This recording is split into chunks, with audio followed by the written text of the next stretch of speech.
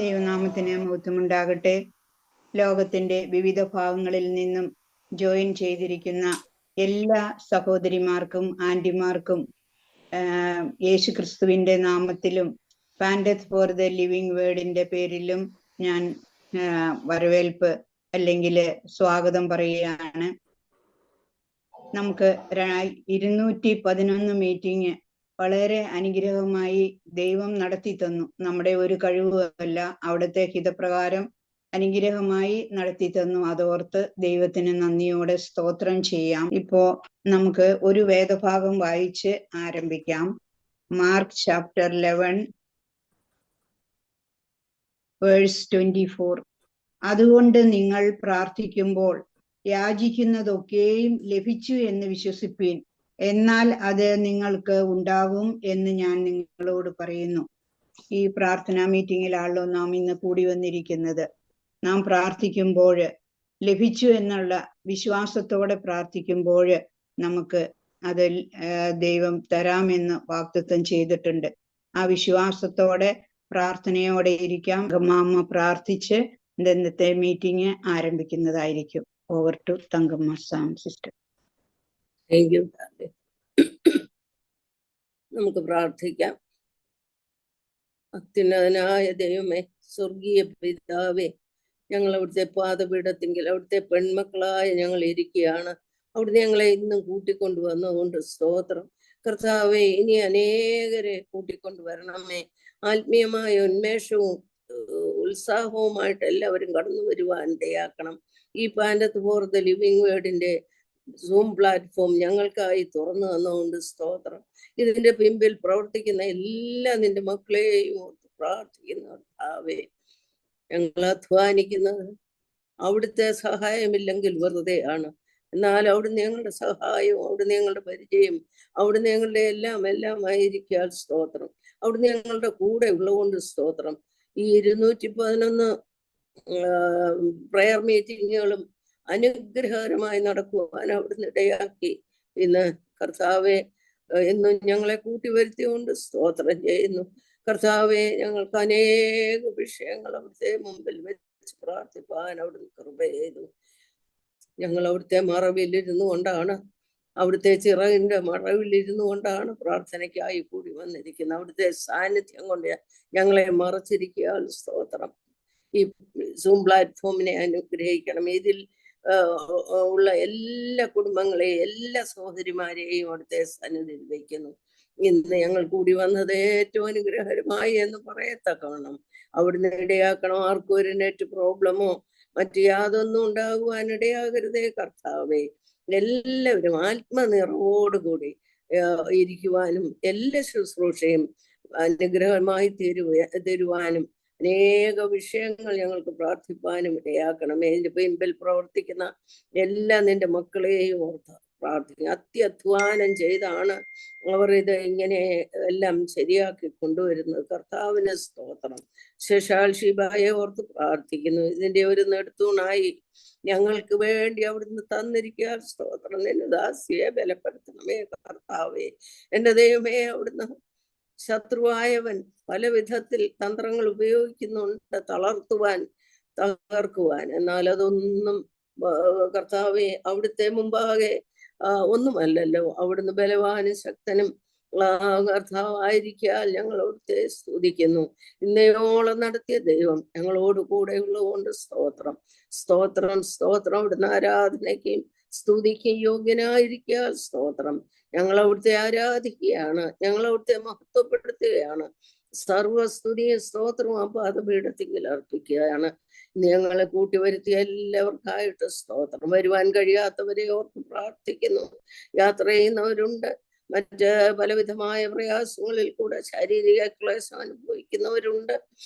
ഞങ്ങൾ അറിയുന്നില്ല ഏതെല്ലാം വിധത്തിലാണ് പ്രതികൂലങ്ങൾ ഉള്ളതെന്ന്. എന്നാലല്ലാതെ എല്ലാവരെയും കൂട്ടി വരുത്തിയിരിക്കാൻ സ്തോത്രം ചെയ്യുന്നു. ഇവിടെ നടക്കുന്ന എല്ലാ പ്രോഗ്രാമും അനുഗ്രഹകരമായി കർത്താവെ ദൈവാത്മാവിന്റെ നിയന്ത്രണത്തിലായിരിക്കണമേ എന്ന് പ്രാർത്ഥിക്കുന്നു. പ്രിയ ഡയാലിസിസിനെ ഓർത്ത് പ്രാർത്ഥിക്കുന്നു. ഇതിന്റെ പുറകിൽ വളരെ അധ്വാനിക്കുന്ന ഒരു പ്രിയദാസിയാണ് കർത്താവെ. വളരെ സൗമ്യതയോടുകൂടെ കർത്താവെ വളരെ ശാന്തതയോടുകൂടെ കർത്താവിന്റെ വേല ചെയ്യുവാൻ ഉത്സാഹമുള്ളവളായി കാനഡയുടെ പ്രദേശത്താണെങ്കിലും അവിടുന്ന് കൃപ ചെയ്യുന്ന ഓർത്ത് സ്തോത്രം. നിന്റെ മകളെ ഓർത്ത് പ്രാർത്ഥിക്കുന്നു. വിശേഷാൽ ഇന്ന് MC ചെയ്യുവാന് അവിടുന്ന് ഇടയാക്കുന്നു. നിന്റെ മകൾക്ക് ലീഡ് ചെയ്യുവാനുള്ള എല്ലാ കൃപയും കർത്താവ് ചെയ്തു കൊടുത്ത് കർത്താവെ അവിടുന്ന് ബലപ്പെടുത്തണമേ എന്ന് പ്രാർത്ഥിക്കുന്നു. 2 പാട്ടുകൾ പാടുന്ന ആല്യ മോളെ ഓർത്ത് പ്രാർത്ഥിക്കുന്നു. കുഞ്ഞു പൈതലാണെന്ന് ഓർക്കണമേ. എന്നാൽ അവൾ പതറിപ്പോകാതെ കർത്താവിന്റെ ബലത്തോടെ യാതൊരു നെറ്റ് പ്രോബ്ലവും ഇല്ലാതെ കർത്താവെ തന്നെ ഏൽപ്പിച്ചിരിക്കുന്ന ആ ശുശ്രൂഷ കർത്താവിന്റെ നാമോഹത്വത്തിനായി ചെയ്യുവാനിടയാക്കണം. കർത്താവെ കുഞ്ഞിന് പാട്ട് പാടുവാനുള്ള കഴിവ് അവിടുന്ന് കൊടുത്തിരിക്കാൻ സ്തോത്രം. അവൾ വളരും തോറും ആ കൃപാവരം അവളോടൊപ്പം വളർന്ന് അവൾ കർത്താവെ നിന്റെ മക്കൾക്കിടയിൽ, വിശേഷാൽ സഹോദരിമാരായ ഞങ്ങൾക്കിടയിൽ ഒരു വലിയ സമ്പത്തായി ഞങ്ങൾക്ക് അനുഗ്രഹമായി അവൾ വളർന്നു വരുവാനും അവളുടെ ഭാവിയെ അവളുടെ അനുഗ്രഹിക്കണം, അവളുടെ കുടുംബത്തെ അനുഗ്രഹിക്കണമേ എന്ന് പ്രാർത്ഥിക്കുന്നു.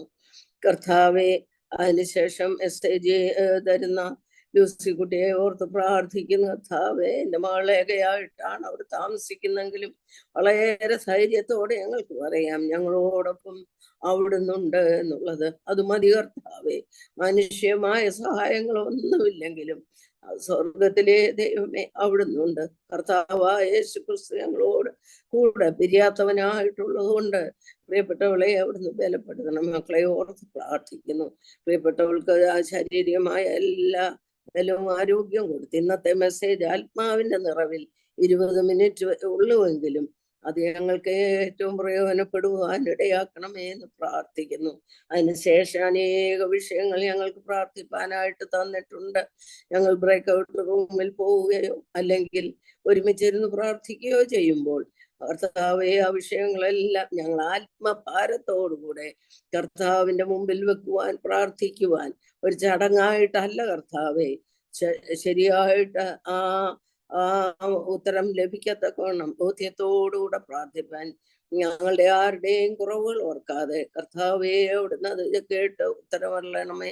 കഴിഞ്ഞ കാലങ്ങളിൽ ഞങ്ങൾ പ്രാർത്ഥിച്ച വിഷയങ്ങൾക്ക് അനേക വിഷയങ്ങൾക്ക് ഉത്തരം നൽകി തന്നതും ഞങ്ങൾക്ക് ഉത്തരമരളി തരുവാൻ മതിയായവനായിരിക്കാൽ സ്തോത്രം ചെയ്യുന്നു. അതിനുശേഷം ക്ലോസിംഗ് പ്രയർ ചെയ്യുവാൻ ഡേയ്സി തോമസിനെയും അവിടുന്ന് ഒരുക്കി കൊണ്ടുവന്നിരിക്കാൽ സ്തോത്രം. ഞങ്ങൾ ഒരു ശുശ്രൂഷ ചെയ്യുന്നു എന്നുള്ളതല്ല, ശുശ്രൂഷകളെല്ലാം തിരുനാമമഹത്വത്തിനായി ആത്മാവിന്റെ നിറവിലായിരിക്കാൻ, ആത്മാവിന്റെ വ്യാപാരം എന്ന് ഞങ്ങളുടെ മധ്യം ഉണ്ടാകുവാൻ ഇടയാക്കണമേ എന്ന് പ്രാർത്ഥിക്കുന്നു. എല്ലാ ആദ്യോടെന്തോ അവിടുന്ന് കൂടെ ഇരിക്കണം. അവിടുന്ന് നല്ല നടത്തിപ്പുകാരനായി ഞങ്ങൾക്ക് മധ്യമുള്ളതുകൊണ്ട് സ്തോത്രം. അവിടുന്ന് പ്രാർത്ഥന കേട്ടതിനാൽ സ്തോത്രം. അടിയന്റെ കുറവുകളൊന്നും ഓർക്കല്ലേ കർത്താവേ. ഈ ഈ സന്ധ്യയായ സമയത്ത് ഞങ്ങൾ അവിടുത്തെ സന്നിധിയിൽ ഇരിക്കട്ടെ, അവിടുത്തെ വചനം ശ്രദ്ധിക്കട്ടെ, പാട്ട് കേൾക്കട്ടെ. എല്ലാം ഞങ്ങൾക്ക് അനുഗ്രഹത്തിന് വിഷയമായി തീരണം. ആത്മീയമായി ഞങ്ങൾ ഉണരുവാൻ വളരുവാൻ അവിടുന്ന് ഇടയാക്കണമേ എന്ന് പ്രാർത്ഥിക്കുന്നു. എന്നെ ശക്തനാക്കുന്നവൻ മുഖാന്തരം ഞാൻ സകലത്തിനും മതിയായവനാകുന്നു. അത് മതി കർത്താവേ. അവിടുത്തെ കൃപയാണ് ഞങ്ങൾക്ക് വേണ്ടത്. എൻ്റെ കൃപ നിനക്ക് മതി. അത് അവിടുന്ന് തന്നിരിക്കാൻ സ്തോത്രം. അവിടുത്തെ ബലത്തോടെ അവിടുത്തെ സന്നിധിയിൽ ഞങ്ങൾ ഇരിക്കട്ടെ. ഫലസ്തുതി അവിടുത്തെ സന്നിധിയിൽ വെക്കുന്നു, കർത്താവിന്റെ വിലയേറിയ നാമത്തിൽ തന്നെ. ആമേൻ. നമുക്ക് അടുത്തതായി 2 പാട്ടുകൾ കേൾക്കാം. ആൻലിയ മോൾ, നമ്മുടെ ഗ്രൂപ്പ് അംഗമായ ബേബി സിസ്റ്ററിന്റെ മകളാണല്ലോ. നാം ഇതിനു മുമ്പും അവളുടെ പാട്ട് കേട്ടിട്ടുണ്ട്. ഇന്ന് വളരെ അനുഗ്രഹത്തോടെ പാടുവാന് തടസ്സങ്ങളൊന്നുമില്ലാതെ നല്ല രീതിയിൽ പാടുവാനും ദൈവം കൊടുത്തിരിക്കുന്ന കൃപ ദൈവനാമത്തിന് മഹത്വപ്പെടുവാനായിട്ട് ഉപയോഗിക്കുന്നതോർത്തും നമുക്ക് സ്തുതിക്കാം. 2 നല്ല പാട്ടുകൾ കേൾക്കാം. ഓവർ ടു ആൻലിയ മോൾ.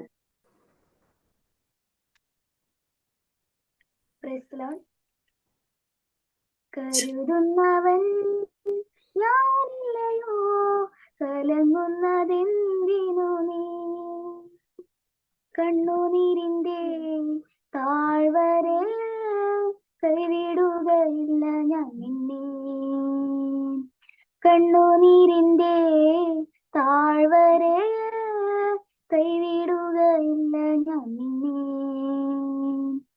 എന്റെ മഹത്വം കാണുക നീ, എന്റെ കയ്യിൽ തരിക നിന്നെ. എന്റെ മഹത്വം കാണുക നീ, എന്റെ കയ്യിൽ തരിക നിന്നെ. എന്റെ ശക്തി ഞാൻ നിന്നിൽ പകർന്നു, എന്നും നടത്തിയിടും കൃപയാ. എന്റെ ശക്തി ഞാൻ നിന്നിൽ പകർന്നു, എന്നും നടത്തിയിടും കൃപയാ. കരുതുന്നവൻ ഞാനല്ലയോ, കലങ്ങുന്നതെന്തിനു നീ. കണ്ണുനീരിന്റെ താഴ്വരെ കൈവിടുകയില്ല ഞാൻ നിന്നെ. എല്ലാവരും നിന്നെ മറന്നാൽ ഞാൻ നിന്നെ മറന്നിടുമോ. എല്ലാവരും നിന്നെ മറന്നാൽ ഞാൻ നിന്നെ മറന്നിടുമോ. എന്റെ കരത്തിൽ നിന്നെ വഹിച്ചു, എന്നും നടത്തിടും ധരയിൽ. എന്റെ കരത്തിൽ നിന്നെ വഹിച്ചു, എന്നും നടത്തിടും ധരയിൽ. കരുതുന്നവൻ ഞാനല്ലയോ, കലങ്ങുന്നതെന്തിനോ നീ. കണ്ണുനീരിന്റെ താഴ്വരെ കൈവിടുകയില്ല ഞാൻ നിന്നെ. അബ്രഹാമിന്റെ ദൈവമല്ലയോ, അത്ഭുതം ഞാൻ ചെയ്തല്ലയോ. അബ്രഹാമിന്റെ ദൈവമല്ലയോ, അത്ഭുതം ഞാൻ ചെയ്തല്ലയോ. ചെങ്കടലിലും വഴി തുറപ്പാൻ ഞാൻ ഇന്നും ശക്തനല്ലയോ. ചെങ്കടലിലും വഴി തുറപ്പാൻ ഞാൻ ഇന്നും ശക്തനല്ലയോ. കരുതുന്നവൻ ഞാനല്ലയോ, കലങ്ങുന്നതെന്തിനു നീ. കണ്ണുനീരിന്റെ താഴ്വരെ കൈവിടുകയില്ല ഞാൻ നിന്നെ. കണ്ണുനീരിന്റെ താഴ്വരെ കൈവിടുകയില്ല ഞാൻ നിന്നെ.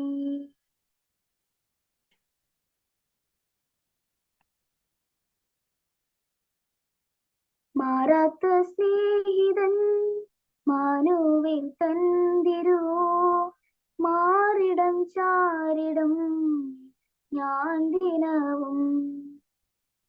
പാരിടമാകവേ മാറിടും നേരവും, ചാരിടാൻ തന്തിരു മാറിടമാ.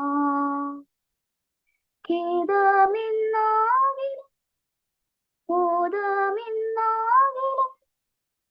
വേദമില്ലാത്തൊരു സ്നേഹിതനാണവൻ. നീതിനിൽ വേദനകൾ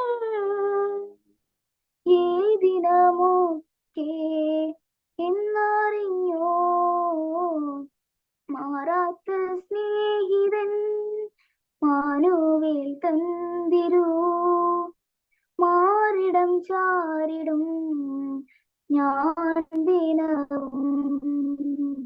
നിത്യതയോളം സത്യകൂട്ടാളിയും ക്രിസ്തനാകുമേ ഭൂമിയിൽ. മൃത്യുവൈനാം മാറുമത്രേ, മിത്രമായാലും മധ്യരെല്ലാം. മാറാത്ത സ്നേഹിതൻ മാനുവേൽ തന്തിരു, മാറിടം ചാരിടും ഞാൻ ദിനവും. താങ്ക് യു മോളെ. രണ്ട് നല്ല പാട്ടുകൾ അനുഗ്രഹമായി നല്ല രീതിയിൽ പാടുവാനും നല്ല സൗണ്ടിലും പാടുവാൻ തക്കവണ്ണം ദൈവം കൃപ ചെയ്തു. തടസ്സങ്ങളൊന്നും വരാതെ പാടുവാനും. കരുതുന്നവൻ ഞാനല്ലയോ കൈവിടുകയില്ല. ആ യേശു കർത്താവിനെ ബലം നൽകുന്ന, കണ്ണുനീരിന്റെ താഴ്വരയിൽ കൈപിടിച്ചു നടത്തുന്ന യേശു കർത്താവിനെ നമുക്ക് അനുഗമിക്കാം. മാറാത്ത സ്നേഹിതൻ, നിത്യതയോളം സത്യകൂട്ടാളിയായി നമ്മുടെ കൂടെ ഇരിക്കുന്ന ആ യേശു കർത്താവിനെ സ്തുതിച്ച് പാടുവാൻ തക്കവണ്ണം മോൾക്ക് ദൈവം കൃപ കൊടുത്തു. അതിനായി സ്തോത്രം. തുടർന്നും അനേക പാട്ടുകൾ പാടുവാനും ദൈവത്തെ സ്തുതിപ്പാനും ഇടയാകട്ടെ. താങ്ക് യു മോളെ. ഇനി അടുത്തതായി നമുക്ക് മെസ്സേജിനുള്ള സമയമാണ്. ഇങ്ങനെ ഒരു കൂടിവരവ് നമുക്ക് ലഭിച്ചതോർത്ത് ദൈവത്തിന് സ്തോത്രം ചെയ്യാം. 211 മീറ്റിങ്ങുകൾ അനുഗ്രഹമായി ദൈവം നടത്തി തന്നു. ഞാൻ പലപ്പോഴും ഓർക്കാറുണ്ട്, ഷീബ സിസ്റ്ററിന്റെ ഹൃദയത്തില് ഇങ്ങനെയൊരു ദർശനം ദൈവം കൊടുത്തു. അത് നമുക്ക് ഓരോരുത്തർക്കും വളരെ അനുഗ്രഹമായി തീർന്നു എന്ന് മാത്രമേ പറയാനുള്ളൂ. ഈ ഭാഗ്യാവസ്ഥ നമുക്ക് ലഭിപ്പാൻ ഇടയായി തീർന്നു. അതിനായിട്ട് ദൈവത്തിന് സ്തോത്രം. സിസ്റ്ററെയും കൂടുതലായി ദൈവം അനുഗ്രഹിക്കട്ടെ. തുടർന്നും നമുക്ക് ആ വിഷയത്തെ ഓർത്തും പ്രാർത്ഥിക്കാം. ഇന്ന് ലൂസിക്കുട്ടി അമ്മാമ്മയെ പരിചയപ്പെടുത്തേണ്ട ആവശ്യമില്ല. നമ്മുടെ എല്ലാ മീറ്റിങ്ങിനും ജോയിൻ ചെയ്യുന്ന അമ്മാമ്മയാണ്. കൂടാതെ നമുക്ക് മെസ്സേജ് നൽകിയിട്ടുണ്ട്.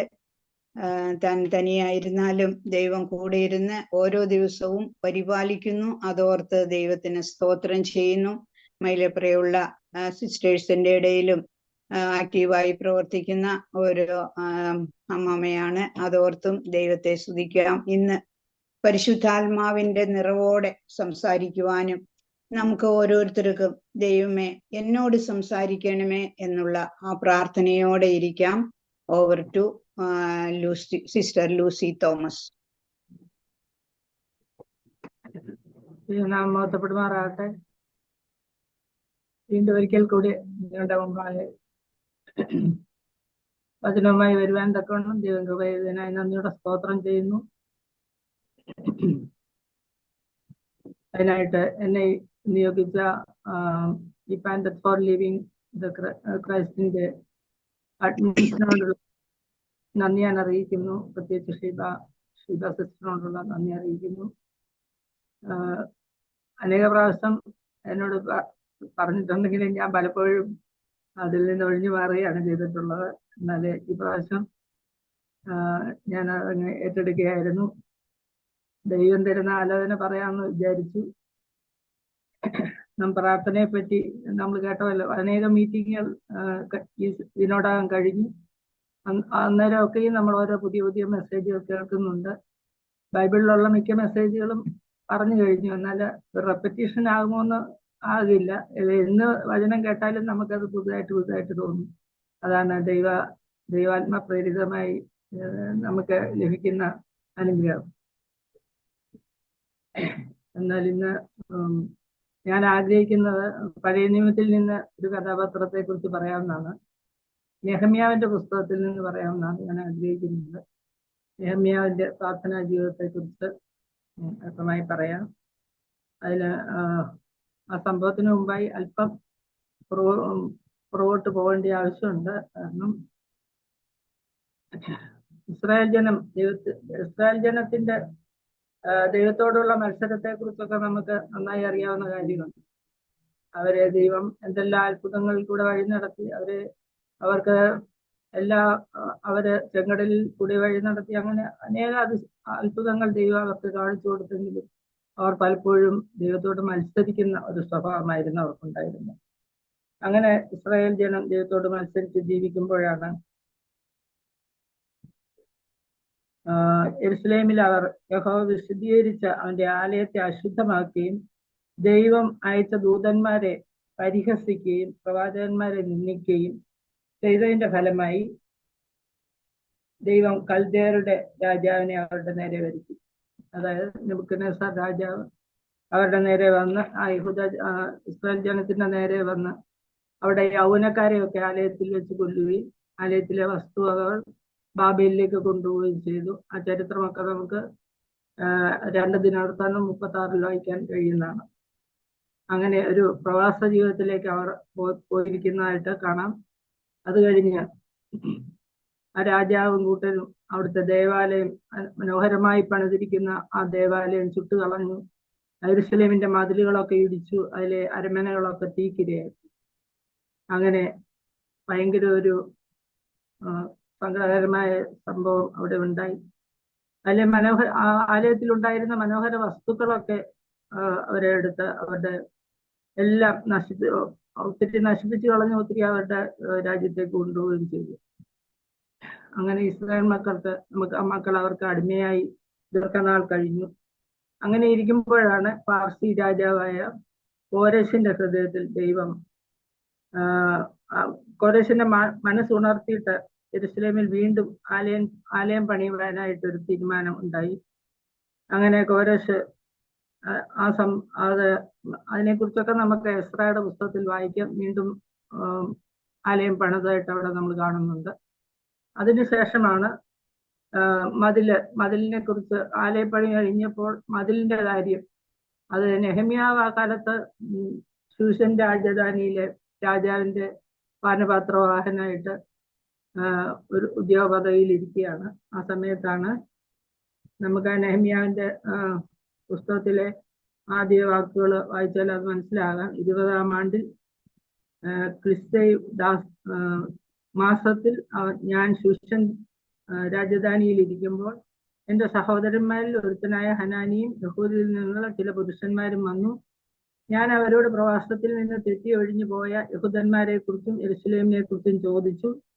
അതിന് അവർ എന്നോട്, പ്രവാസത്തിൽ നിന്ന് തെറ്റി ഒഴിഞ്ഞു പോയ ശേഷിപ്പ് അവിടെ ഒരു സംസ്ഥാനത്ത് മഹാകഷ്ടത്തിലും അപമാനത്തിലും ആയിരിക്കുന്നു. യെരൂശലേമിന്റെ മതിൽ ഇടിഞ്ഞും അതിന്റെ വാതിലുകൾ തീവച്ച് ചുട്ടും കിടക്കുന്നു എന്ന് പറഞ്ഞു.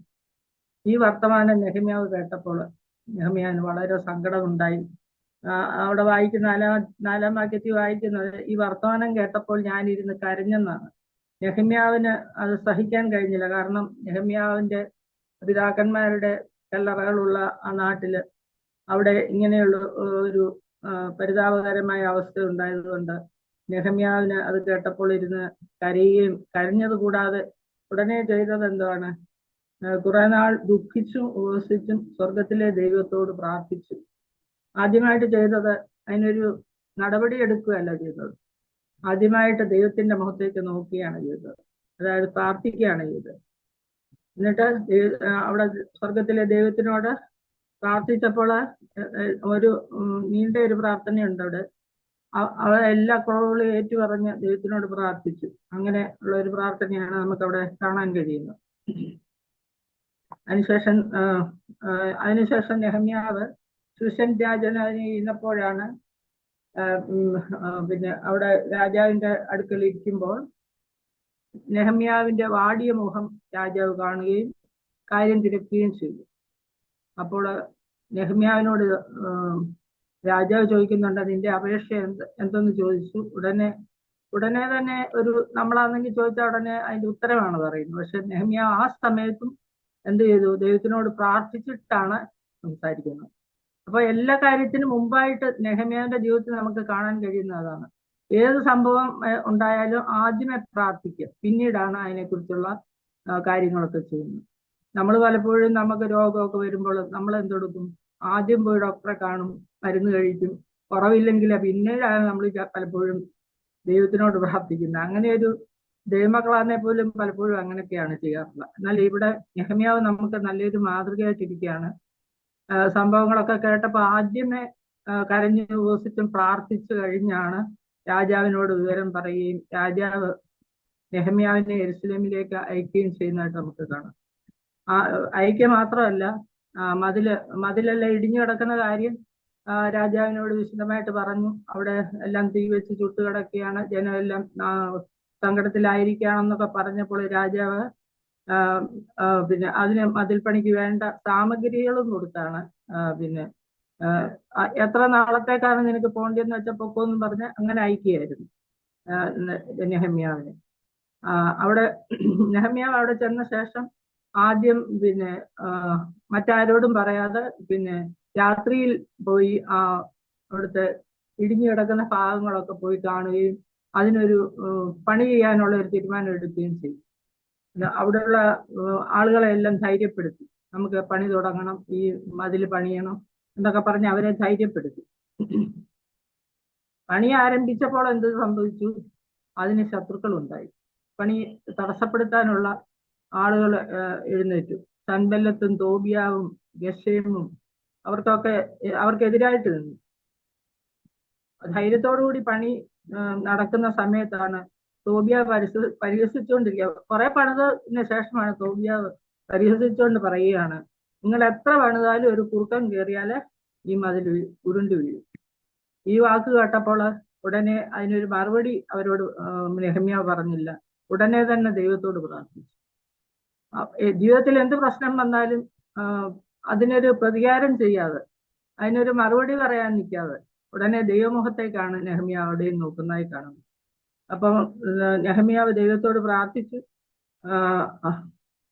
ആ യെരുശലേമിന് നേരെ ചെന്ന് അത് തന്നെയുമല്ല, കളിയാക്കുക തന്നെയല്ല ചെയ്തത്, പരിഹസിക്കുക മാത്രമല്ല ചെയ്തത്, ഇവർക്കെതിരായി യുദ്ധം ചെയ്യാൻ പോലും അവര് യുദ്ധം ചെയ്ത് ഈ മതിൽ പണി കലക്കം വരുത്തണം, അതാണ് അവരുടെ ഉദ്ദേശം. കലക്കം വരുത്തി അതിനുവേണ്ടി ഒരു കൂട്ടുകെട്ടുണ്ടാക്കിയതായിട്ടവിടെ നമ്മൾ വായിക്കുന്നുണ്ട്. അവരൊന്നിച്ചു കൂടി ഒരു കൂട്ടുകെട്ടുണ്ടാക്കി. അപ്പോഴും ഇവരോട് യുദ്ധം ചെയ്യാൻ ഇങ്ങനെ ശത്രുക്കൾ തീരുമാനിച്ചെന്ന് അവരറിഞ്ഞപ്പോൾ ആദ്യമായിട്ട് അവിടെയും എന്താണ് നമ്മൾ കാണുന്നത്? ദൈവത്തോട് പ്രാർത്ഥിക്കുക അത്ര ചെയ്ത്. അവിടെയും ദൈവത്തോട് പ്രാർത്ഥിക്കാതെ, പക്ഷെ യുദ്ധം ചെയ്യാനൊക്കെ വരുന്നിങ്ങനെ ശത്രുക്കളുടെ ശല്യം മുഖാന്തരം പലരും അധൈര്യപ്പെട്ടു പോകാനിടയായി. അപ്പൊ വീണ്ടും അവരെ ധൈര്യപ്പെടുത്തി, വീണ്ടും പണി തുടങ്ങി. അങ്ങനെ രാവും പകലും കാവൽക്കാരെ നിർത്തേണ്ടതായിട്ട് വന്ന പണിയിൽ. അങ്ങനെ വളരെ ഒരു ഭയത്തോടു കൂടിയാണ് അവര് പണിയുന്നത്. എപ്പോഴാണ് യുദ്ധം ചെയ്യാൻ വരുന്നത്? അതുകൊണ്ട് അവരെന്ത് ചെയ്തു? അവർക്ക് ശരിക്കും ഒന്ന് പണിയാനായിട്ട് കഴിയുന്നില്ല. ഒരു കയ്യിൽ കുന്തവും ആയുധങ്ങളും പിടിച്ച് മറ്റേ കൈ കൊണ്ട് പണിയുക, കുളിക്കാൻ പോലും പോകാനൊക്കുന്നില്ല, രാത്രിയും പകലും പണിയുക. അങ്ങനെ വളരെ പ്രയാസത്തോടു കൂടിയാണ് ആ മതിൽ പണി അവർക്ക് പൂർത്തീകരിക്കാൻ കഴിയുന്നത്. യുദ്ധം ചെയ്യുമ്പോൾ ഇവര് പറയുന്നത് എന്താണ്? നമ്മുടെ ദൈവം നമുക്ക് വേണ്ടി യുദ്ധം ചെയ്യും. അതുകൊണ്ട് അങ്ങനെ ജനങ്ങളെ പല കാര്യങ്ങളും ചെയ്യിപ്പിച്ച ശേഷം, എൻ്റെ ദൈവമേ, ഞാൻ ഈ ജനത്തിന് വേണ്ടി ചെയ്തതൊക്കെയും എനിക്ക് നന്മയ്ക്കായിട്ട് ഓർക്കണമേ എന്ന് നെഹമ്യാവ് അവിടെ പ്രാർത്ഥിക്കുന്നതായിട്ട് കാണാം. അതായത് 5:19 ഞാനിപ്പോൾ പറഞ്ഞത്. 5:19 അങ്ങനെ ഒരു പ്രാർത്ഥന നമുക്ക് അവിടെ കാണാം. പിന്നീട് വേല ചെയ്യുന്നവരുടെ ധൈര്യം ക്ഷയിച്ചു പോകാതിരിക്കാനായിട്ട് ദൈവമേ ഞങ്ങളെ ധൈര്യപ്പെടുത്തണമേ എന്ന് നെഹമ്യാവ് പ്രാർത്ഥിക്കുന്നു. ദൈവമേ ആളുകളുടെ ധൈര്യമൊന്നും കെട്ടുപോകാതെ പണി എങ്ങനെയും തീർക്കണമെന്നുള്ളതായിരുന്നു അവരുടെ ആഗ്രഹം. ഏതായാലും അവരിങ്ങനെ ശത്രുക്കളെ ഭയന്നാണെങ്കിലും അവരുടെ ഉത്സാഹം കൊണ്ട് അവര് ശത്രുക്കളെ ഭയന്ന് ഈ വിധത്തിലൊക്കെ ആണെങ്കിലും 52 ദിവസം കൊണ്ട് അവർക്ക് ആ മതിൽ പണി പൂർത്തിയാക്കാൻ കഴിഞ്ഞു. ഓരോ സന്ദർഭത്തിലും ദൈവത്തോട് കാര്യങ്ങളെ അറിയിക്കുകയും യാചിക്കുകയും നെഹമ്യാവ് ചെയ്തതായിട്ട് നമ്മൾ കാണുന്നുണ്ട്. ഇത് നമുക്ക് അനുകരിക്കാൻ പറ്റുന്ന നല്ലൊരു മാതൃകയാണ്. അതുപോലെ നെഹമ്യാവിന്റെ കാര്യം കൂടാതെ ദൈവവചനത്തിൽ നമ്മളെ അനേക ഭക്തന്മാരുടെ പ്രാർത്ഥന കാണാൻ കഴിയും.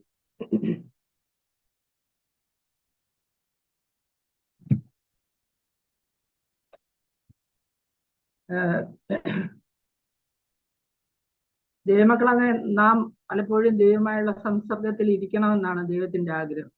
നമുക്കറിയാം, നമ്മൾ പ്രാർത്ഥിക്കുന്നതിന് മുമ്പ് തന്നെ നമ്മുടെ കാര്യങ്ങളൊക്കെ ദൈവത്തിന് അറിയാം. പിന്നെന്തിനാ പ്രാർത്ഥിക്കുന്നത്? ദൈവത്തിനെല്ലാം അറിയാമല്ലോ. പിന്നെ പ്രാർത്ഥിക്കേണ്ടതിന്റെ ആവശ്യം എന്താണെന്ന് നമ്മൾ ചിലരൊക്കെ പറയാറുണ്ട്. എല്ലാം ദൈവത്തിന് അറിയാം, പ്രാർത്ഥിച്ചില്ലെങ്കിലും ദൈവം നമുക്ക് തരും. അപ്പൊ ദൈവത്തെ സ്നേഹിക്കുന്ന മക്കൾക്ക് ദൈവം എല്ലാം നന്മയ്ക്കായിട്ട് ചെയ്യും. അത് നമുക്കെല്ലാം അറിയാവുന്ന കാര്യമാണ്. പക്ഷെ എന്തിനാണ് നമ്മൾ പ്രാർത്ഥിക്കുന്നത്? അങ്ങനെ ഒരു ചോദ്യം ഉണ്ടാകാൻ സാധ്യതയുണ്ട്. എന്തിനാണ് പ്രാർത്ഥിക്കുന്നതെന്ന് ചോദിച്ചാല് നമുക്കറിയാം, പിന്നെ ദൈവം നമ്മളുമായിട്ടുള്ള സംസർഗം, ദൈവമക്കളുമായിട്ടുള്ള സംസർഗം എപ്പോഴും ആഗ്രഹിക്കുന്ന ഒരു ദൈവമാണ്. അപ്പൊ നമ്മുടെ ആവശ്യങ്ങൾ നമ്മൾ ചോദിക്കണം. അത് കേൾക്കാൻ ദൈവത്തിന് വളരെ ആഗ്രഹമാണ്. നമ്മൾ ചോദിച്ചില്ലെങ്കിലും ദൈവം തരുമെന്നുള്ളത് വേറെ കാര്യം. പക്ഷെ ചോദിക്കുമ്പോൾ ദൈവവുമായിട്ടുള്ള ആ കണക്ഷൻ, എപ്പോഴും സംസാരിക്കുമ്പോൾ നമുക്കുണ്ടാകുന്ന ആ സ്നേഹബന്ധം, ദൈവവുമായിട്ടുള്ള ഒരു സ്നേഹബന്ധം പുലർത്താനായിട്ട് നമുക്ക് കഴിയും. ദൈവമായിട്ടുള്ള സംസർഗം അത് നമുക്ക് ധൈര്യം തരുന്ന കാര്യമാണ്. നമ്മുടെ ജീവിതത്തിൽ എപ്പോഴാണെങ്കിലും പ്രാർത്ഥനയിൽ കൂടെ ദൈവത്തിനോട് കാര്യങ്ങളെ പറയുക, അതിൻ്റെ ഉത്തരം കിട്ടുക, അങ്ങനെ ദൈവം ഓരോ ദിവസവും ബലപ്പെടുത്തി നടത്താനായിട്ട് നമുക്ക് പ്രാർത്ഥനയാൽ സഹായിക്കും. നമുക്ക് നെഹമ്യാവിന്റെ കാര്യമാണ് അങ്ങനെയാണ് കണ്ടത്. എന്ത് ചെയ്താലും ആദ്യം ദൈവത്തോട് പ്രാർത്ഥിക്കുക. നമ്മുടെ ജീവിതത്തിൽ നമ്മൾ അങ്ങനെ തന്നെ ചെയ്യണം. എന്തുണ്ടെങ്കിലും ആദ്യമേ ദൈവത്തിനോട് പറയും. അപ്പോൾ അതിനുള്ള ഒരു പരിഹാരം ദൈവം കാണിച്ചു തരും. അതിനുവേണ്ടി വെയിറ്റ് ചെയ്യുക. ചിലപ്പോൾ നമ്മൾ പ്രാർത്ഥിക്കുമ്പോൾ ഉടനെ ലഭിച്ചില്ലെങ്കിൽ നമ്മൾ നിരാശരാകാറുണ്ട്. പക്ഷെ നമുക്ക് വെയിറ്റ് ചെയ്ത് ദൈവം അത് തരുന്നിടം വരെ നമ്മൾ ചോദിച്ചുകൊണ്ടിരിക്കണം, പ്രാർത്ഥിച്ചുകൊണ്ടേ ഇരിക്കണം. അപ്പൊ ദൈവത്തിൻ്റെതായ സമയമുണ്ട്. ചിലപ്പം ദൈവത്തിൻ്റെതായ സമയത്തെ തരത്തുള്ളൂ, ചിലപ്പം പെട്ടെന്ന് തരും. അങ്ങനെ ദൈവത്തിൻ്റെതായ സമയത്തിന് വേണ്ടി നമ്മൾ കാത്തിരുന്ന് ആ അനുഗ്രഹം പ്രാപിക്കാനായിട്ട് നമുക്കിടയാകും. അത് നെഹമ്യാവ് ആ കാര്യത്തിൽ നമുക്ക് വളരെ മാതൃകയാണ്. കൂടാതെ പ്രാർത്ഥനയെ കുറിച്ചാണല്ലോ നമ്മൾ ഇന്ന് ചിന്തിക്കുന്നത്. പ്രാർത്ഥന നമുക്ക് ആശ്വാസവും ധൈര്യവും പ്രാപിക്കുന്നതിന് സഹായിക്കുന്ന കാര്യമാണ്. നമുക്ക് എന്തെങ്കിലും ദുഃഖമോ രോഗമോ ഒക്കെ ഉണ്ടെങ്കിൽ നമ്മൾ ദൈവത്തിനോട് പ്രാർത്ഥിക്കുമ്പോൾ അതിന് ഒരു ആശ്വാസം നമുക്ക് കിട്ടും. അത് തന്നെ ധൈര്യത്തോടു കൂടി ദൈവത്തിൽ ആശ്രയിക്കാനുള്ള കൃപയും നമുക്ക് കിട്ടും. അങ്ങനെ സകല കാര്യങ്ങളും തുറന്നു പറയാൻ കഴിയുന്ന ഒരു ആളാണ് ദൈവം എന്ന് പറയുന്നത്. നമുക്ക് മനുഷ്യരോടെല്ലാം തുറന്നു പറയാൻ കഴിയത്തില്ല, പക്ഷെ ദൈവത്തിനോട് നമുക്ക് നമ്മുടെ എല്ലാ കാര്യങ്ങളും തുറന്നു പറയാനായിട്ട് കഴിയും. സദൃശ്യവാക്യം ഇനി ഏതാനും വാക്യങ്ങൾ ഞാനൊന്ന് പറയാമെന്ന് വിചാരിക്കുന്നു. സദൃശ്യവാക്യം 28:9 ന്യായപ്രമാണം കേൾക്കാതെ ചെവി തിരിച്ചു കളഞ്ഞാൽ അവന്റെ പ്രാർത്ഥന തന്നെയും ഉറപ്പാകുന്നു എന്ന് വായിക്കുന്നു. അപ്പം ദൈവം എപ്പോഴും ആഗ്രഹിക്കുന്ന ദൈവത്തിന്റെ വചനം നമുക്ക് തന്നിട്ടുണ്ട്. ആ വചനം നമ്മൾ ദിനം തോറും വായിക്കുകയും അതിലെ വചനങ്ങൾ അനുസരിച്ച് ജീവിക്കുകയും ചെയ്യണമെന്ന് ദൈവം ആഗ്രഹിക്കുന്ന കാര്യമാണ്. ദൈവം നമ്മളോട് വചനത്തിൽ കൂടെ സംസാരിക്കുമ്പോൾ അത് കേൾക്കുവാനായിട്ടുള്ള മനസ്സൊരുക്കം നമുക്ക് വേണം. അതിനായിട്ട് സമയം വേർതിരിക്കണം. ദൈവസന്നിധി പ്രാർത്ഥിക്കാനായിട്ട് നമ്മൾ സമയം എടുക്കണം. അങ്ങനെ ഒരു ദൈവമായിട്ടുള്ള ഒരു സംസർഗം കൂടുതലായിട്ടുണ്ടാകുമ്പോൾ നമുക്ക് ആത്മീയമായിട്ട് വളരുവാൻ കഴിയും. ഇല്ലേ? ക്രിസ്തു എന്ന തലയോളം വളരണമെന്ന് നമ്മളോട് ദൈവം പറഞ്ഞേക്കുന്നത്. അപ്പം ആ തലയോളം വളരണമെങ്കിൽ നമുക്ക് വെറുതെ വളരാൻ പറ്റത്തില്ല. നമ്മൾ അതിനുവേണ്ടി പരിശ്രമിക്കണം. നമ്മൾ പർപ്പസ്ലി അതിനുവേണ്ടി സമയം കണ്ടെത്തണം. നമുക്ക് ഒരിക്കലും സമയം തികയത്തില്ല. നമുക്ക് എപ്പോഴും നമ്മൾ ബിസിയാ പല കാര്യങ്ങൾ, നമ്മുടെ ജീവിത കാര്യങ്ങളില്, കുഞ്ഞുങ്ങളുടെ കാര്യങ്ങളിൽ, അല്ലെങ്കിൽ മറ്റുള്ള ലോകത്തിൻ്റെതായ കാര്യങ്ങളിൽ നമ്മളെപ്പോഴും ബിസിയാണ്. പലപ്പോഴും പ്രാർത്ഥിക്കാനുള്ള സമയം നമുക്ക് വളരെ പെട്ടെന്ന് ഒരു പ്രാർത്ഥനയൊക്കെ പ്രാർത്ഥിച്ചിട്ടാണ് പോകുന്ന ഒരു സ്വഭാവമാണ് പലപ്പോഴും നമുക്ക്. അതുപോലെ വചനം വായിക്കുന്ന എല്ലാ കാര്യങ്ങളും ചെയ്തിട്ട് ലാസ്റ്റ് സമയം ഉണ്ടെങ്കിൽ വചനം വായിക്കുക എന്ന് കരുതുന്നവരുണ്ട്. അങ്ങനെയല്ല വേണ്ടത്. നമ്മൾ സമയം കണ്ടെത്തണം. അതിനുവേണ്ടി ഒരു സമയം വേർതിരിക്കണം. വേർതിരിച്ചാൽ മാത്രം പോരാ, നമ്മുടെ ജീവിതത്തിൽ എല്ലാ സമയത്തും നമുക്ക് പ്രാർത്ഥിക്കാൻ കഴിയും. അതിന് പ്രത്യേകിച്ച് മുട്ടുകുത്തിയിരിക്കണമെന്നോ അല്ലെങ്കിൽ അതിന് പ്രത്യേകിച്ച് ഒരു സ്ഥലത്ത് ഇരുന്ന് പ്രാർത്ഥിക്കണമെന്നോ ഇല്ല. നമ്മുടെ ഹൃദയത്തിൽ കൂടെ നമുക്ക് എപ്പോഴും ദൈവത്തിനോട് കാര്യങ്ങൾ പറഞ്ഞുകൊണ്ടിരിക്കും. ഇല്ലേ? അത് ദൈവത്തിന്റെ നമുക്ക് അതുപോലെ പാട്ടുകൾ, ആത്മീയകരമായ പാട്ടുകൾ, വചനം വായിക്കുക, ഇങ്ങനെയുള്ള കാര്യങ്ങളിൽ നമ്മൾ ഏർപ്പെട്ടുകൊണ്ടിരുന്ന് നമ്മുടെ സമയം പോകുന്നതേ അറിയത്തില്ല. അവിടെ നമുക്ക് സന്തോഷമായിരിക്കും. ഞാനിവിടെ തനിയല്ലേ താമസിക്കുന്നത്. ഞാൻ തനിയെ താമസിക്കാമെന്ന് പറഞ്ഞല്ലോ. ഞാൻ എപ്പോഴും ഈ സൂം മീറ്റിംഗ് ഒന്നുമല്ല, ഒരു 5-6 സൂം മീറ്റിംഗ് ഉണ്ട്. ഇതെല്ലാം കയറി ഞാൻ ഇതെല്ലാം കേൾക്കും. അതൊക്കെ കേട്ടോണ്ടിരിക്കുമ്പോ നല്ലൊരു സന്തോഷമാണ്. ഞാൻ തനിയാന്നുള്ള ഒരു പ്രയാസം പോലും എനിക്ക് തോന്നത്തില്ല. ഞാൻ എപ്പോഴും ഇങ്ങനെയുള്ള കാര്യങ്ങളിൽ ഏർപ്പെടുന്നതുകൊണ്ട് എപ്പോഴും ഞാൻ മറ്റുള്ളവർ ബിസി ആയിട്ട്, കാരണം ഈ കാര്യങ്ങളിൽ ബിസിയാണ്. അതുകൊണ്ട് എനിക്ക് ഒരു ഏകാന്തത തോന്നാറില്ല. അത് നമ്മൾ തനിയെ ഇരിക്കുമ്പോൾ നമ്മൾ ദൈവത്തിനോട് ചേർന്ന് ജീവിച്ചാൽ നമുക്ക് അങ്ങനെയുള്ള ഒരു സന്തോഷം ലഭിക്കാനിടയാണ്. ഈ ലോകത്തിൽ ദൈവം അതിനുള്ള അവസരങ്ങൾ നമുക്കറിയാം. കൊറോണ വന്നുകൊണ്ട് നമുക്ക് ലഭിച്ച ഏറ്റവും വലിയ അനുഗ്രഹമാണ് ഈ സൂം മീറ്റിംഗ്. എന്നെ പോലെയുള്ളവർക്ക് അത് ഏറ്റവും അനുഗ്രഹമാണ്. അതുപോലെ പിന്നീട് ഒരു വാക്യം ഞാൻ വായിക്കാൻ ആഗ്രഹിക്കുന്ന സദൃശ്യവാക്യം 15:8 മൂഢന്മാരുടെ ഹൃദയമോ നേരുള്ളതല്ല, ദുഷ്ടന്മാരുടെ യാഗം യഹോവയ്ക്ക് വെറുപ്പ്, നേരുള്ളവരുടെ പ്രാർത്ഥനയോ അവന് പ്രസാദം എന്ന് വായിക്കുന്നു. അപ്പം നേരും വിശ്വസ്തതയുള്ളവരായിട്ടാണ് നമ്മൾ ഇവിടെ ലോകത്തിൽ ജീവിക്കുന്നത്.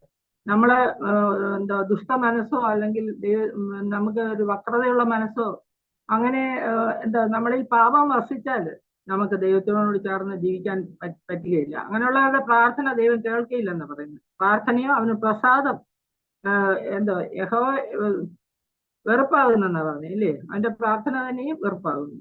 പിന്നെ സദൃശ്യവാക്യം 15:8 പറയുന്നു, മൂഢന്മാരുടെ ഹൃദയമോ നേരുള്ളതല്ല, ദുഷ്ടന്മാരുടെ യാഗം യഹോവയ്ക്ക് വെറുപ്പ്, നേരുള്ളവരുടെ പ്രാർത്ഥനയോ അവന് പ്രസാദം എന്ന് വായിക്കുന്നു. ന്യായപ്രമാണം അനുസരിക്കാത്ത നിങ്ങൾ എത്ര തന്നെ പ്രാർത്ഥന കഴിച്ചാലും ഞാൻ കേൾക്കയില്ലെന്ന് യെശയ്യാവ് 1:15 പറയും, ഇല്ലേ? ന്യായപ്രമാണം അനുസരിക്കാതെ നിങ്ങൾ എത്ര തന്നെ പ്രാർത്ഥിച്ചാലും ദൈവം പറയുന്ന കൽപ്പനകളെ അനുസരിക്കണം. അതാണ് ദൈവത്തിന് ആഗ്രഹം. അതാണ് നമുക്കറിയാമല്ലോ, ആദ്യമ മനുഷ്യൻ എന്താ അനുസരണക്കേടാണ് അവരാദ്യം കാണിച്ചത്. ദൈവം പറഞ്ഞതനുസരിക്കാതെ അവര് സ്വന്തം ഇഷ്ടത്തിന് സാത്താന്റെ വാക്കുകൾ കേൾക്കാനായിട്ട് അവർ പോയി. അങ്ങനെയുള്ള കാര്യങ്ങളാണ് അവർ ചെയ്തത്. അതുകൊണ്ടാണ് പാപം ഈ ലോകത്തിലേക്ക് പ്രവേശിച്ച അനുസരണക്കേട്. അതുപോലെ ഇവിടെ പറയുന്നത് ന്യായപ്രമാണം അനുസരിക്കണം. ന്യായപ്രമാണം അനുസരിക്കാത്ത നിങ്ങൾ എത്ര തന്നെ പ്രാർത്ഥന കഴിച്ചാലും ഞാൻ കേൾക്കയില്ലെന്നാണ് യെശയ്യാ 1:15 നമ്മൾ വായിച്ചത്.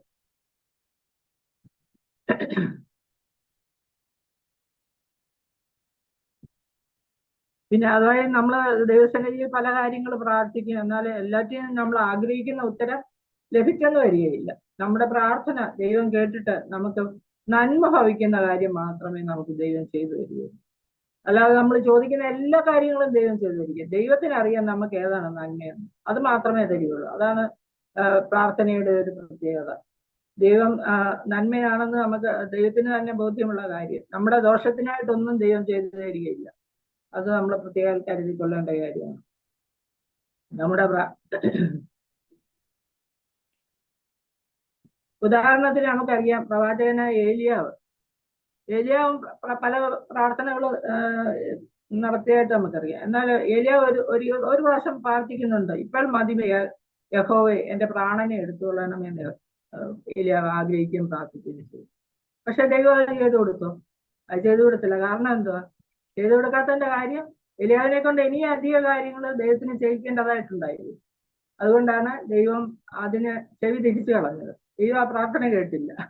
അങ്ങനെ നമ്മൾ പ്രാർത്ഥിക്കുന്ന എല്ലാം ലഭിക്കുമെന്ന് നമ്മൾ വിചാരിക്കില്ല. നമ്മുടെ നന്മയ്ക്കായിട്ടുള്ളതും ദൈവം നമ്മളെക്കുറിച്ച് ഉദ്ദേശിക്കുന്ന കാര്യങ്ങളുണ്ട്. നമ്മുടെ ജീവിതത്തില്, നമ്മുടെ ആയുസ്സിൽ ദൈവം നമ്മളെക്കുറിച്ച് ഉദ്ദേശിക്കുന്ന അനേക കാര്യങ്ങളുണ്ട്. ആ കാര്യങ്ങളൊക്കെ നമ്മുടെ ജീവിതത്തിൽ കൂടെ നിറവേറണം. അതിനുവേണ്ടിയാണ് ദൈവം നമ്മളെ ആക്കി വെച്ചിരിക്കുന്നത്. അപ്പൊ അതിനുവേണ്ടി നമ്മൾ ദൈവത്തിനോട് പ്രാർത്ഥിക്കണം. ദൈവം ആ കാര്യങ്ങൾ നന്മയായിട്ടുള്ളത് മാത്രമേ നമുക്ക് ചെയ്തു തരികയുള്ളൂ. അല്ലാതെ പലപ്പോഴും നമുക്കും തോന്നുമോ മതി ജീവിച്ചത്, ഇനിയിപ്പോ മരിച്ചാൽ മതി എന്നൊക്കെ അങ്ങനെ പലരും പറയുമല്ലോ. രോഗികളായിട്ട് കഷ്ടപ്പെടുന്ന പ്രായമുള്ളവരൊക്കെ പറയും, ഇനി എന്നെ ദൈവം അങ്ങ് എടുത്താൽ മതി.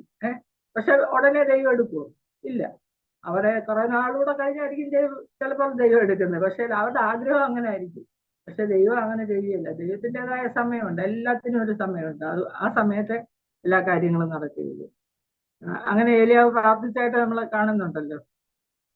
പിന്നെ 1 തെസ്സലോനിക്കർ 5:18 ഇടവിടാതെ പ്രാർത്ഥിപ്പിക്കുമെന്ന് പറയുന്നു.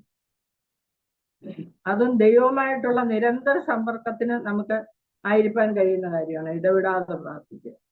ഇടവിടാതെ പ്രാർത്ഥിക്കാൻ കഴിയുക എന്ന് പറയുമ്പോൾ നമ്മൾ അതിന്, ഞാൻ മുമ്പേ പറഞ്ഞ പോലെ, അതിന് പ്രത്യേകിച്ച് പ്രാർത്ഥിക്കാനായിട്ട് ഇരിക്കുമെന്നും വേണ്ട. നമ്മുടെ ഹൃദയത്തിൽ എപ്പോഴും നമുക്ക് ദൈവത്തിനോട് പ്രാർത്ഥിച്ചുകൊണ്ടിരിക്കാം. ഓരോ കാര്യം ചെയ്യുമ്പോഴും സ്തോത്രം ചെയ്യുക. ദൈവം നമുക്ക് ഓരോ നന്മകൾ ചെയ്യുമ്പോൾ സ്തോത്രം ചെയ്യുക. നമ്മൾ പലപ്പോഴും നന്ദികേടുണ്ട് നമ്മുടെ ജീവിതത്തിൽ. ദൈവം നമ്മളൊരു കാര്യം പ്രാർത്ഥിച്ചിട്ട് അതെല്ലാം കിട്ടി, എല്ലാം കഴിഞ്ഞ് നമ്മൾ സന്തോഷമായിട്ടിരിക്കും.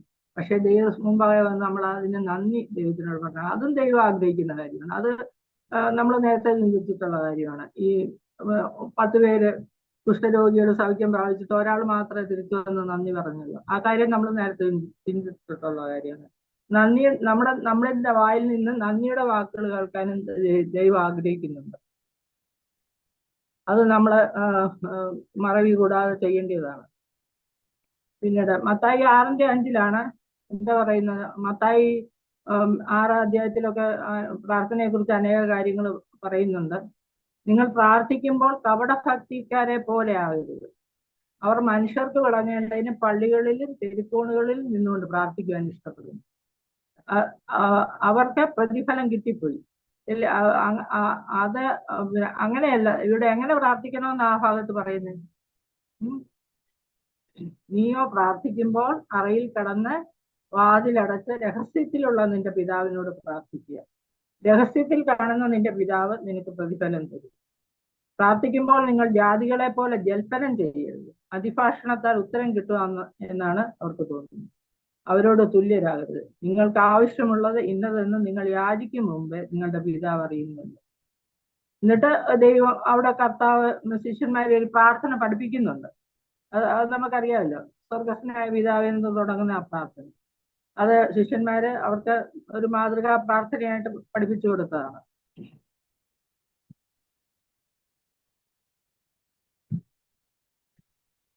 പിന്നീട് നമ്മൾ കാണുന്ന ലൂക്കോസ് 18:1 മടുത്തു പോകാതെ എപ്പോഴും പ്രാർത്ഥിക്കണം.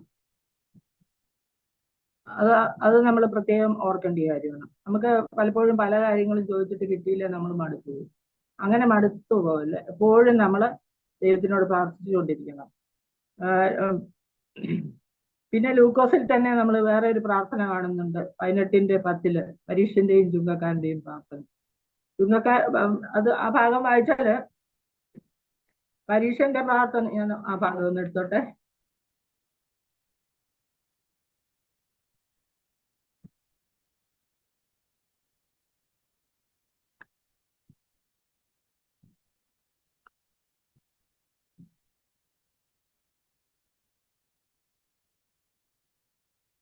പതിനെട്ടിന്റെ 10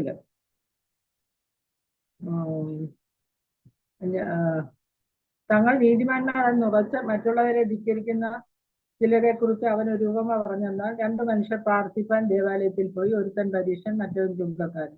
പരീക്ഷൻ നിന്നുകൊണ്ട് ആരോടാ പ്രാർത്ഥിച്ചെന്ന് അവിടെ എഴുതിയേക്കുന്നത്? പരീക്ഷൻ നിന്നുകൊണ്ട് തന്നോട് തന്നെ പ്രാർത്ഥിച്ചു, ഇല്ലേ? തന്നോട് തന്നെ പറയുക, അല്ല ദൈവത്തിനോടല്ല പറയുന്നത്, പ്രാർത്ഥിക്കുക. പക്ഷെ പറയുന്ന ആരോടാ? തന്നോട് തന്നെ. എന്നിട്ട് പറയുന്ന എന്താണ്? ദൈവമേ, പിടിച്ചു പറിക്കാർ, നീതികെട്ടവർ, വ്യഭിചാരികൾ മുതലായ ശേഷം മനുഷ്യരെ പോലെയോ ഈ ചുങ്കക്കാരനെ പോലെയോ ഞാൻ അല്ലായികയാൽ നിന്നെ വാഴ്ത്തുന്നു. അപ്പൊ സ്വയം നീതീകരിക്കുക, ദൈവസന്നിധിയിൽ നിന്നോട് പ്രാർത്ഥിക്കുക. പക്ഷെ സ്വയം നീതീകരിച്ചുകൊണ്ടാണ് പ്രാർത്ഥിക്കുന്നത്. അതേസമയം ചുങ്കക്കാരൻ എങ്ങനെയാണ് പ്രാർത്ഥിച്ചത്? മുകളിൽ ദൈവത്തിന്റെ മുഖത്തേക്ക് നോക്കാൻ പോലും കഴിയാതെ എങ്ങനെ പ്രാർത്ഥിച്ചത്? അതുകൂടാതെ വേറെയും ഞാൻ 2 വട്ടം ഉപവസിക്കുന്നു, നേടുന്നതിലൊക്കെ പതാരം കൊടുക്കുന്നു എന്നൊക്കെയാണ് പ്രാർത്ഥനയിൽ പറയുന്നത്. ദൈവത്തിനോട് പറഞ്ഞു കൊടുക്കുക ഓരോ കാര്യങ്ങൾ. ഞാൻ ഇങ്ങനെ ചെയ്തു, അങ്ങനെ ചെയ്തു. അങ്ങനെയല്ല നമ്മൾ പ്രാർത്ഥിക്കേണ്ടത്. പക്ഷെ ചുങ്കക്കാരന്റെ പ്രാർത്ഥന എങ്ങനെയായിരുന്നു? ചുങ്കക്കാരനെ ദൂരത്തു നിന്നും സ്വർഗത്തിലേക്ക് നോക്കുവാൻ പോലും ദുനിയാതെ മാറത്തടിച്ചു. ദൈവമേ, പാപിയായ എന്നോട് കരുണ ഉണ്ടാകണമേ എന്ന് പ്രാർത്ഥിച്ചു. അവൻ നീതീകരിക്കപ്പെട്ടവനായി വീട്ടിലേക്ക് എത്തി. തന്നെത്താൻ ഉയർത്തുന്നവനെല്ലാം താഴ്ത്തപ്പെടും, തന്നെത്താൻ അവിടെ പറയുന്നുണ്ട്, തന്നെത്താൻ ഉയർത്തുന്നവനെല്ലാം താഴ്ത്തപ്പെടും, തന്നെത്താൻ താഴ്ത്തുന്നവനെല്ലാം ഉയർത്തപ്പെടും എന്ന് ഞാൻ നിന്നോട്. കർത്താവ് പറഞ്ഞ ഒരു ഉപമയാണത്, അല്ലേ? പ്രാർത്ഥിക്കുമ്പോൾ എങ്ങനെയാ പ്രാർത്ഥിക്കേണ്ടത്? സ്വയം നീതീകരിച്ചുകൊണ്ടോ ദൈവത്തെ പഠിപ്പിക്കുന്ന പോലോ ഒന്നും അല്ല പ്രാർത്ഥിക്കേണ്ടത്. നമ്മുടെ തെറ്റുകളെയും കുറവുകളെയും ഏറ്റുപറഞ്ഞുകൊണ്ട് ദൈവമേ, നമ്മൾ ദൈവസന്നിധിയിൽ ഏറ്റവും താണുകൊണ്ടാണ് ദൈവസന്നിധിയിൽ നമ്മുടെ പ്രാർത്ഥന ദൈവസന്നിധിയിൽ വെക്കുന്നത്. അല്ല നമ്മൾ ഒത്തിരി കാര്യങ്ങൾ ചെയ്തു എന്ന് ദൈവത്തെ ധരിപ്പിക്കാനല്ല നമ്മൾ ശ്രമിക്കേണ്ടത്. നമ്മുടെ പ്രാർത്ഥന ഏറ്റവും ദൈവത്തിന് പ്രസാദകരമായ രീതിയിലായിരിക്കണം. പിന്നെ നമ്മൾ വായിക്കുന്നു, യൂദ 20 വായിക്കുന്നത് പരിശുദ്ധാത്മാവിൽ പ്രാർത്ഥിക്കണമെന്ന് ഇവിടെ കാണുന്നുണ്ട്. നമ്മുടെ പ്രാർത്ഥന പരിശുദ്ധാത്മാവിന്റെ സഹായത്തോടു കൂടിയായിരിക്കും. അതുപോലെ ഫിലിപ്പിയർ 4:6 ഒന്നിനെ കുറിച്ചും വിചാരപ്പെടരുത്, എല്ലാറ്റിലും പ്രാർത്ഥനയാലും അപേക്ഷയാലും നിങ്ങളുടെ ആവശ്യങ്ങൾ സ്തോത്രത്തോടുകൂടെ ദൈവത്തെ അറിയിക്കുക. നമ്മൾ പ്രാർത്ഥിക്കുമ്പോൾ നമ്മുടെ യാചനകളും ആവശ്യങ്ങളും ഒക്കെ സ്തോത്രത്തോടുകൂടെ, എന്നാൽ സകല ബുദ്ധിയെയും കവിയുന്ന ദൈവസമാധാനം നിങ്ങളുടെ ഹൃദയങ്ങളെയും നിലവുകളെയും ക്രിസ്തുവേശുവിങ്കൽ കാക്കും. അങ്ങനെയാണ് അവിടെ വായിക്കുന്നത്. മത്തായി 21:22 നിങ്ങൾ വിശ്വസിച്ചുകൊണ്ട് പ്രാർത്ഥനയിൽ എന്ത് യാചിച്ചാലും നിങ്ങൾക്ക് ലഭിക്കും. അപ്പൊ പ്രാർത്ഥിക്കുമ്പോൾ നമുക്ക് വിശ്വാസം ഉണ്ടായിരിക്കണം. ഇത് നമ്മൾ പ്രാർത്ഥിച്ചാൽ ദൈവം കേൾക്കും, നമുക്കത് ലഭിക്കും എന്നുള്ള വിശ്വാസം. ആ വിശ്വാസത്തോടു കൂടെയാണ് ദൈവത്തോട് പ്രാർത്ഥിക്കേണ്ടത്. അപ്പൊ പ്രാർത്ഥനയിൽ നമ്മൾ ചെയ്യേണ്ട പല കാര്യങ്ങളും ഞാൻ ഈ ഭാഗങ്ങളിലൊക്കെ വായിച്ചപ്പോൾ മനസ്സിലായി കാണുമല്ലോ. അത് നമുക്ക് എല്ലാവർക്കും അറിയാവുന്ന കാര്യമാണ്. ഞാൻ ഒന്നുകൂടെ ഒന്ന് ഓർമ്മിപ്പിച്ചെന്നേ ഉള്ളൂ. പിന്നെ റോമർ 8:26 നമ്മൾ വായിക്കുന്നു, ഔവണ്ണം ആത്മാവ് നമ്മുടെ ബലഹീനതയ്ക്ക് തുണ നിൽക്കുന്നു, വീണ്ടും പോലെ പ്രാർത്ഥിക്കേണ്ട എന്നെന്ന് നാം അറിയുന്നില്ല. ആത്മാവ് തന്നെ ഉച്ചരിച്ചുകൂടാത്ത ഞരക്കങ്ങളാൽ നമുക്ക് വേണ്ടി പക്ഷവാദം ചെയ്യുന്നു. എന്നാൽ ആത്മാവ് വിശുദ്ധന്മാർക്ക് വേണ്ടി ദൈവഹിതപ്രകാരം പക്ഷവാദം ചെയ്യുന്നതുകൊണ്ട് ആത്മാവിന്റെ ചിന്ത ഇന്നതെന്ന് ഹൃദയങ്ങളെ പരിശോധിക്കുന്നവനറിയുന്നു. അപ്പൊ ഇവിടെ എന്താണ് നമ്മൾ വായിച്ചത്? നമ്മുടെ ആത്മാവിന്റെ ചിന്തകൾ പോലും ദൈവം എല്ലാം അറിയുന്നു, അല്ലേ? നമ്മൾ പറഞ്ഞില്ലെങ്കിൽ തന്നെ നമ്മുടെ ഹൃദയത്തിലെ ചിന്തകൾ പോലും ദൈവം അറിയുന്നു. നമുക്ക് വേണ്ടി പക്ഷപാതം ചെയ്യുന്നത് കർത്താവ്, ഇല്ലേ? ആത്മാവ് ഇച്ചിരി ചൂടാത്ത ഞരക്കങ്ങളാൽ നമുക്ക് വേണ്ടി പക്ഷപാതം ചെയ്യുന്നു. പരിശുദ്ധാത്മാവിന്റെ കാര്യങ്ങൾ പറയും. പിന്നെ അപ്പൊ 5-6 കൂട്ടം കാര്യങ്ങൾ നമ്മൾ ഇവിടെ പ്രത്യേകം ശ്രദ്ധിക്കേണ്ടതായിട്ടുണ്ട്. അതൊന്നുകൂടെ ഞാൻ പറയാം. ഒന്ന്, രഹസ്യത്തിലുള്ള പ്രാർത്ഥന. അത് മത്തായിയിൽ വായിച്ചു, മത്തായി 6:9. മടുത്തു പോകാതെ പ്രാർത്ഥിക്കുക. അത് ലൂക്കോസ് 18:1. പരിശുദ്ധാത്മാവിൽ പ്രാർത്ഥിക്കുക. ദൈവഹിതപ്രകാരം പ്രാർത്ഥിക്കുക. അതായത് റോമർ 8:27 അത് വായിച്ചു. പിന്നെ സ്തോത്രത്തോടുകൂടെ പ്രാർത്ഥിക്കുക. അത് ഫിലിപ്പിയർ 4:6. ഒടുവിലായിട്ട് പറഞ്ഞത് നാം വിശ്വാസത്തോടുകൂടെ പ്രാർത്ഥിക്കുക. ഇങ്ങനെയായിരിക്കണം നമ്മുടെ പ്രാർത്ഥന. ഈ കാര്യങ്ങളെല്ലാം നമ്മൾ പാലിക്കേണ്ടതായിട്ടുണ്ട്. 1 പത്രോസ് 4:7 എല്ലാത്തിൻ്റെ അവസാനം സമീപിച്ചിരിക്കാൻ പ്രാർത്ഥനയ്ക്ക് സുബോധമുള്ളവരും നിർമ്മതരുമായിരിക്കും നടന്നത് അവിടെ നാം കാണുന്നു. മർക്കോസ് 13:33 കാണുന്നു, ആ കാര്യം എപ്പോഴെന്ന് അറിയാൻ സൂക്ഷിച്ചുകൊള്ളുവിൻ, ഉണർന്നും പ്രാർത്ഥിച്ചും കൊണ്ടിരിക്കും. കർത്താവിന്റെ വരവ് എപ്പോഴാണെന്ന് അറിയത്തില്ല. അതുകൊണ്ട് നമ്മൾ എപ്പോഴും ഒരുക്കമുള്ളവരായിരിക്കണം. നമുക്കറിയാമല്ലോ. അപ്പൊ അതിനുവേണ്ടി ഒരുങ്ങുന്ന എങ്ങനെ? എപ്പോഴും നമ്മൾ പ്രാർത്ഥിച്ചുകൊണ്ടിരിക്കണം. എപ്പോഴും കർത്താവുമായിട്ടുള്ള ആ ബന്ധം പുലർത്തിക്കൊണ്ട് നമ്മുടെ ജീവിതത്തിൽ നമ്മൾ ജീവിക്കണം. എഫേസ്യർ 6:18 സകല പ്രാർത്ഥനയാലും യാചനയാലും ഏതു നേരത്തും ആത്മാവിൽ പ്രാർത്ഥിച്ചും അതിനായി ജാഗരിച്ചും കൊണ്ട് സകല വിശുദ്ധന്മാർക്കും എനിക്കും വേണ്ടി പ്രാർത്ഥനയിൽ പൂർണ്ണ സ്ഥിരത കാണിക്കുമെന്ന് പൗലോസ് പറയുന്നു. അപ്പൊ പൗലോസ് ആവശ്യപ്പെടുകയാണ് വിശ്വാസികളോട്, എനിക്കും വേണ്ടി നിങ്ങൾ പ്രാർത്ഥിക്കും. അപ്പം ആർക്കു വേണ്ടി? നമുക്ക് വേണ്ടി മാത്രമാണ് പ്രാർത്ഥിക്കേണ്ടത്. സകല വിശുദ്ധന്മാർക്കും വേണ്ടി നമുക്ക് പ്രാർത്ഥിക്കണം. നമ്മുടെ രാജ്യത്തെ ഓർത്ത് പ്രാർത്ഥിക്കണം. നമ്മുടെ കൂട്ടുവേലക്കാരെ ഓർത്ത് പ്രാർത്ഥിക്കണം. കൂട്ടുവിശ്വാസികളെ ഓർത്ത് പ്രാർത്ഥിക്കണം. രോഗത്തിലിരിക്കുന്നവരെ ഓർത്ത് പ്രാർത്ഥിക്കണം. അനേക കാര്യങ്ങൾ നമുക്ക് പ്രാർത്ഥിക്കാനുണ്ട്. ആ കാര്യങ്ങളെല്ലാം ദൈവമുമ്പാകെ നമുക്ക് വെച്ച് വേണം നമ്മൾ പ്രാർത്ഥിക്കാൻ. അതങ്ങനെയുള്ള ഒരു പ്രാർത്ഥനാ ജീവിതം നമുക്ക് ഉണ്ടാകുവാനായിട്ട് ദൈവാത്മാവ് നമ്മളെ ഓരോരുത്തരെയും സഹായിക്കട്ടെ. ഇത്രയും സമയം എനിക്ക് വേർതിരിച്ച് തന്നതിനായിട്ട് ദൈവത്തെ സ്തുതിക്കുന്നു. ദൈവനാമത്തെ പ്രമാണമാകട്ടെ.